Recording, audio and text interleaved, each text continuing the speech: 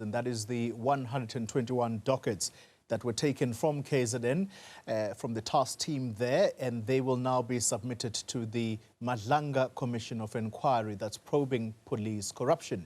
This is after the acting police minister, Firoz Cachalia, met with the National Police Commissioner General Fannie Masemola. Cachalia expressing concern over Masemola's decision to return the dockets to KwaZulu-Natal before the matter had been probed by the Madlanga Commission. Joining me now to give us some clarity around this is police spokesperson Colonel Athlenda Mathe. Good evening to you, Colonel, and thank you for your time. Do we have it correct that these dockets are now being sent to the Madlanga Commission of Inquiry instead of being taken to KZN? Well, a very good evening and thank you for the opportunity. Let me firstly indicate that indeed the Minister of Police as well as the National Commissioner met yesterday to discuss policing and operations that are taking place across the country. The National Commissioner briefed the Minister on quite a number of issues, including Operation Chanela, where we saw in the last 7 days more than 14,000 suspects arrested for various crimes, as well as, most importantly, 163 illegal firearms being seized during this week's operations. So the meeting went well. It was quite successful. The National Commissioner utilized the opportunity to appraise the Minister on where we are in terms of the dockets and where the dockets are. He did confirm that the dockets are in KwaZulu-Natal. They are back with the political killings task team, and the work has begun to start off where the investigators left their investigations in March. When you look at the dockets, at the 121 dockets, 107 of the dockets are murder-related of councillors and traditional leaders. 2 pointing of a firearm, another 4 attempted murder, 2 conspiracy to commit murder. So those are quite serious crimes that have been committed.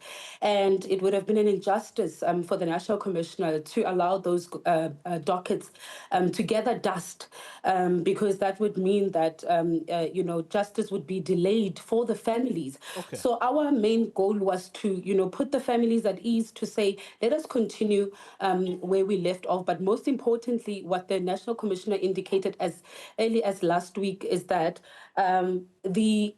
all the dockets, the investigators have made sure that there are copies that are made so that the originals are then taken back to the investigators and the work continues. All right, so what you're telling us is that the Commission is going to work with copies of these 121 dockets. Well, the Commission will indicate what they require for the Commission to continue. So there are still those consultations and so on. But as of now, the copies are in Pretoria and the original dockets, they're in KZN to allow the investigators to continue with investigations. The integrity of these dockets, do we know what that looks like right now? Because that appears to be the worry of the president. From the onset, when I think the dockets arrived, they were inspected at the head office, they were analyzed and so on. And that same process was followed when the dockets were being sent back, because the main goal, like I've indicated for the National Commissioner, was that let's not delay justice. There are families that are waiting to hear what will happen to the suspects or that are still at large, that are largely responsible for the murders of their relatives and family members and so on. And when you look at those that have been killed in each of these dockets, you look at some of the cases, it's traditional leaders, some of them it's party members, some of them it was councillors and so on. So our main goal really is to get justice for the victims and to get closure, the necessary closure to the families. And it's quite encouraging that the minister and the national commissioner, they found each other, they've agreed that the work must continue. All right. And that other conversations or obviously centered on strengthening capacity of the SAPS as a whole to prevent and combat especially serious and violent crime in the country. So it means then what you are saying is that the statement of the acting minister of police is wrong when he says the political task team docket will be submitted to the commission in the format that they require. It was a joint statement. We all take responsibility of the statement. Maybe it's a misinterpretation on your side.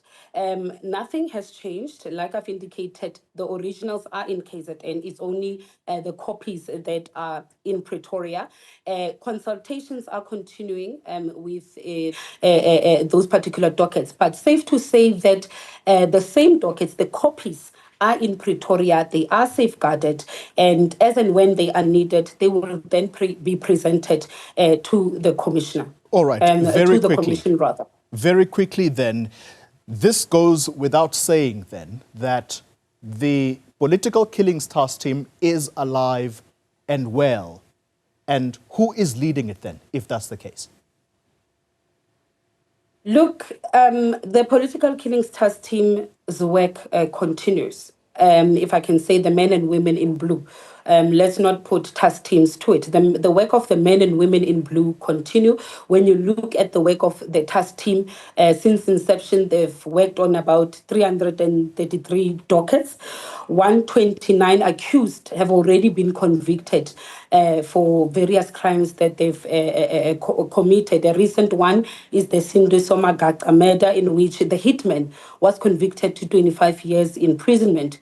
We also had the conviction of an engineer who was attached to the Alfred Nzo municipality in KZN, whose perpetrators were also convicted and sentenced to life. I am sorry to interrupt you. I need to ask a very straightforward question. Who leads the political killings task team right now? Well, for now, everyone reports to the national commissioner. So for us, it's not so much as who leads the political killings task team. Every member of the SAPS is the responsibility of the national commissioner, because he manages the SAPS, he manages the personnel and so on. Are we likely to see any arrests soon, since the work has been continuing?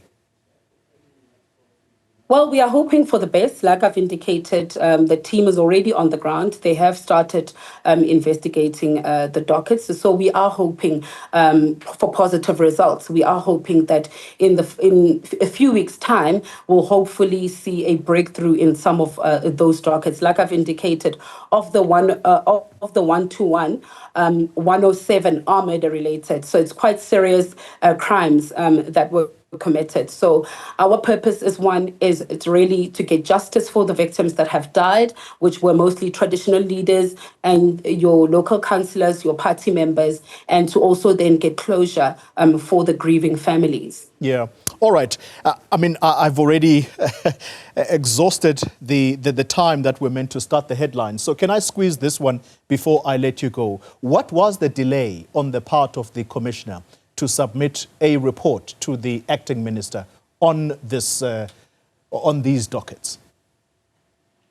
Well, I wouldn't want to get into that space. What is encouraging is that both the minister and the national commissioner, they have found each other, they have met and agreed that let us work together to strengthen the SAPS, let us work together to ensure that we prevent and combat crime, because our goal is one. We must be united for the people of South Africa, because their safety and security is our main priority.